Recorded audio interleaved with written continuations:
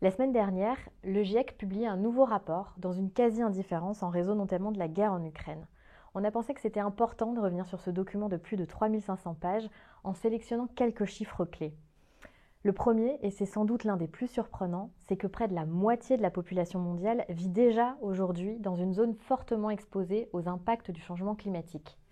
Cela représente entre 3,3 et 3,6 milliards de personnes, principalement dans les petits États insulaires, en Asie du Sud, en Amérique centrale et en Amérique du Sud, et dans la grande partie de l'Afrique subsaharienne. En un siècle et demi, la planète a déjà gagné 1,1 degré de réchauffement, et on devrait dépasser les 1,5 degrés d'ici 2 décennies. Or, ce que nous disent les experts, c'est que les impacts du changement climatique sont déjà bien plus étendus et bien plus graves que prévu sous ce 1,1 degré de réchauffement.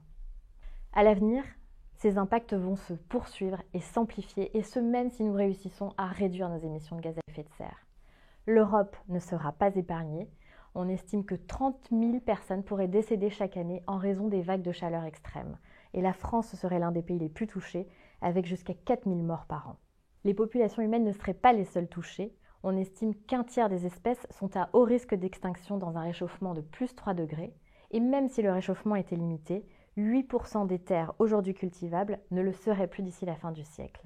10 000 milliards d'infrastructures sont aussi menacées dans les zones sujettes à des inondations exceptionnelles. Il est donc indispensable de réduire nos émissions de gaz à effet de serre et d'atteindre la neutralité carbone d'ici 2050.